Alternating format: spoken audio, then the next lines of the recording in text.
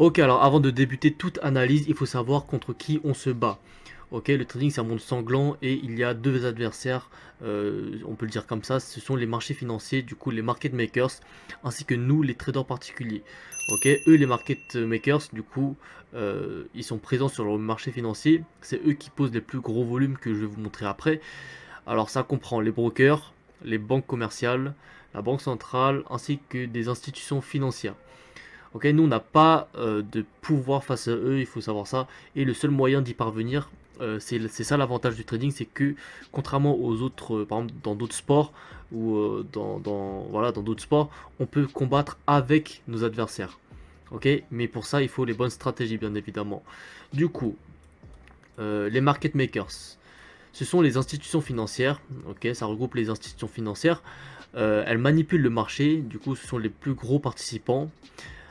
Alors, ils posent les plus gros volumes sur le marché. Ok, c'est eux qui posent des millions et des milliards sur le marché, alors que nous, on utilise des lots standards. Ok, eux, ils utilisent des centaines, des milliers de lots. Bref, ils induisent les traders particuliers en erreur à leur profit. Ok, et du coup, c'est ce qu'on va voir ça. Ce sont les manipulations. Et bien évidemment, ils connaissent toutes les méthodes conventionnelles. Ok, tout ce qu'on nous apprend dans les livres, sur YouTube, etc. Ils savent, ok, ils savent. Du coup, c'est ce qu'on va faire. Ce qu'on va faire, c'est qu'on va apprendre ça, ok. Pas pour trader comme on nous l'apprend. En fait, on va apprendre ces informations, mais pour justement connaître comment c'est manipulable. Du coup, je m'explique. Alors, on va voir les notions basiques qui sont les supports et résistances, les ranges et les trendlines. Ok, moi j'estime que vous savez déjà ça, ou bien c'est pas très compliqué, vous pouvez aller regarder sur internet. Mais si vous voulez les supports et résistances, ce sont, je vais vous montrer ça tout de suite.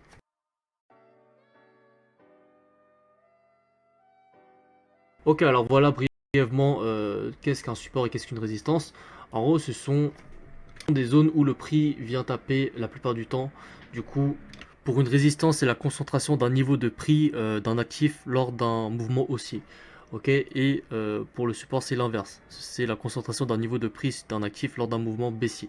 Alors, il faut savoir que les gens, en fait, le prix, quand il fait quelque chose comme ça, les gens, ce qu'ils vont faire, c'est qu'ils vont acheter au support, ok, et vendre à la résistance. C'est ce qu'on vous apprend dans les livres. Du coup, les gens, ils vont acheter ici en masse, ok, les traders particuliers en masse, hop, hop, ils vont acheter là. Ils vont aussi vendre lors d'une résistance, ok, comme ça. Ils vont vendre à ce niveau-là. Et en fait, ça, c'est ce qu'on appelle tout simplement un range. Du coup, là, on voit les résistances, support et le range en même temps. Hop, voilà. Alors, voilà. Du coup, il faut savoir que les traders particuliers, ils vendent. Enfin, nous, les traders particuliers, on vend la plupart du temps, on vend à la résistance et on achète au support. Ok, mais il faut savoir qu'il y a un autre type de trader, c'est ceux qui achètent à la cassure de la résistance et ceux qui vendent à la cassure d'un support. Je m'explique. Là, je vais faire d'une autre couleur. Euh, hop, attendez. En vert comme ça. Hop. Ok, du coup, il y a lors de la cassure d'une résistance comme ceci. Bah, en fait, ce que les gens vont faire, c'est qu'ils vont attendre un retest à ce niveau-là et ils vont acheter. Ok. Du coup, eux, ils vont acheter lors de la cassure de la résistance. Puis il y a aussi ceux qui vont vendre, ok, à la cassure d'un support. Ok, hop, comme ça. Ok, là, je vais faire d'une autre couleur. Voilà. Du coup, voilà, vous avez ces types de traders. Ok, n'oubliez pas, on vend à la résistance. Ok, ici. Et on achète au support. Ok, et on vend à la cassure du support. Et on achète à la résistance. Ok, je vais vous montrer après pourquoi il faut connaître ça. Et dans quelles circonstances peut-on trader ces manipulations qu'on verra par la suite.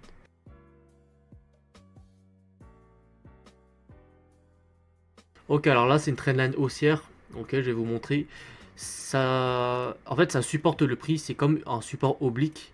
Ok, et les gens, ce qu'ils vont faire, c'est que les traders particuliers, ils vont vendre à la cassure. Ok, dès que cette trendline est casse, ok, du coup, vous voyez ce mouvement-là.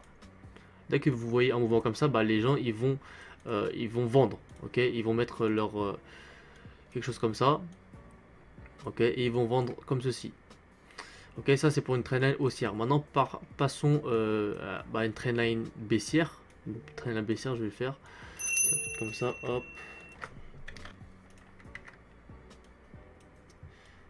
comme ceci. Voilà, hein, c'est la même chose. Jusque là, c'est une résistance oblique. Du coup, là, les gens, ils vont acheter à ce niveau-là.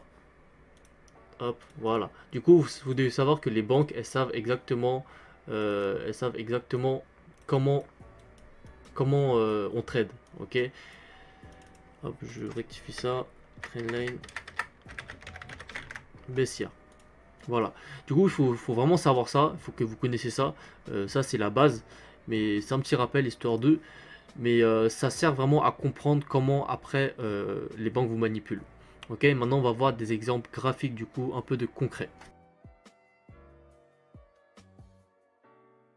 Alors il faut savoir que les manipulations c'est dans tous les time frames, ok. Même si bien évidemment on va privilégier les grands time frames, mais vous devez savoir que la structure du marché c'est la même chose dans tous les time frames, c'est-à-dire que le marché il est fractal. Ok, du coup chaque time frame a sa structure. Du coup c'est pour ça qu'il existe des gens qui font du scalping, des gens qui font du swing et de l'intraday. Ok, du coup là j'ai enlevé tout ça. Ok, hop comme ceci, voilà. Du coup qu'est-ce qu'on avait? On avait déjà une zone en POI, ok. Du coup, c'est un point of interest, c'est une zone qu'on va regarder. Et là, qu'est-ce qu'on a? Vous pouvez clairement voir le range qui est ici, ok. Du coup, là, ce sont des supports et des résistances à peu près égaux. Ok, hop, je vais faire quelque chose comme ça. Hop. Ok, comme ça, c'est mieux. Ça, je vais faire plus foncé comme ça, ouais. Du coup, voilà, vous avez votre résistance en haut, comme on vous l'a, enfin, comme je vous ai montré tout à l'heure, qu'avec un touch, une touch, deux touch, ok. Et là, un support en bas, ok. Une touch, deux touch. Là, il y a une petite manipulation, ok. Et troisième touch. Du coup, voilà, on va juste la rectifier un peu. Voilà. Du coup, qu'est-ce que vous devez savoir? Vous devez savoir que là, ok. À ce moment-là, je vais faire en rouge. Les gens, les traders particuliers, ils vont vendre. Ok, il faut savoir que, comme je vous l'ai dit tout à l'heure, ils vont vendre à la cassure d'un range. Ok, du coup, ce qu'ils vont faire, c'est qu'ils vont faire quelque chose comme ça et bam, stopper. Ok, du coup, c'est la première manipulation. La deuxième manipulation qui est plus intéressante, c'est celle-ci. Ok, c'est celle-ci. Pourquoi? Parce que c'est dans une zone que j'ai surveillée au préalable. Enfin, que voilà, et que j'attendrai une potentielle réaction à ce niveau-là. Ok, en l'occurrence, on avait une entrée tout à l'heure, je vais la raffiner après. Mais si vous voulez, là, regardez, le marché il a fait ça, il a manipulé le marché ici. Du coup, il a pris des liquidités qui étaient au-dessus. Ok, il a pris plein de stop loss qui étaient ici. Ok, parce que comme je vous ai dit tout à l'heure, les gens ils vont acheter, ils vont vendre à la résistance. Du coup, ils vont placer des ordres comme ceci. Ok, ils vont placer des ordres comme ceci. Et il y a d'autres types de traders qui vont acheter au support. Ok, du coup là, dès qu'ils vont voir ce breakout là, je vais vous montrer, hop, comme ceci. Ils vont voir quelque chose comme ça. Ok, juste enlever ça, hop. Ils vont voir quelque chose comme ça, ils vont dire ok, le marché là il est haussier. Ils vont acheter. Euh, je vais faire en vert. Oula, hop, voilà comme ceci. Voilà, ce qu'ils vont faire c'est quelque chose comme ça. Ok. Et après, là vous voyez, hop, hop, hop. Et là, bam, stoppé. Du coup là, les market makers, ils ont piégé deux types de traders. Ceux qui vendaient à la résistance ici, ok, et ceux qui achetaient au support. Du coup là, ils ont plein de liquidités pour aller dans l'intention qu'ils voulaient. Ok, du coup c'était une position à la baisse. Ok, et le marché voulait drop. Et là, en tant que smart money trader, ce qu'on a fait, c'est qu'on a regardé dans les plus petits time frames ce qu'il y avait. Ok, du coup là, en l'occurrence, il y a cette bougie institutionnelle que j'aurais marqué au préalable. Et voilà, du coup là nous ce qu'on fait c'est qu'on place nos ordres. Ok, hop. On va faire d'une autre couleur pour différencier. Hop, comme ceci. Voilà. Et du coup, ce qu'on fait, c'est qu'on attend. Ok. Et là, le prix, bam, snipé. Il est venu dans notre point d'entrée. Ok. Nous, on a posé notre sell limit ici. Et ce qu'on fait, c'est que on va essayer de déjà en target, une target safe, c'est celle-ci. Ok. Du coup, on peut prendre celle-là comme target. Et là, qu'est-ce qu'on a? Bam. Voilà, on voit que le marché il part très bien. Et hop, voilà, target TP hit.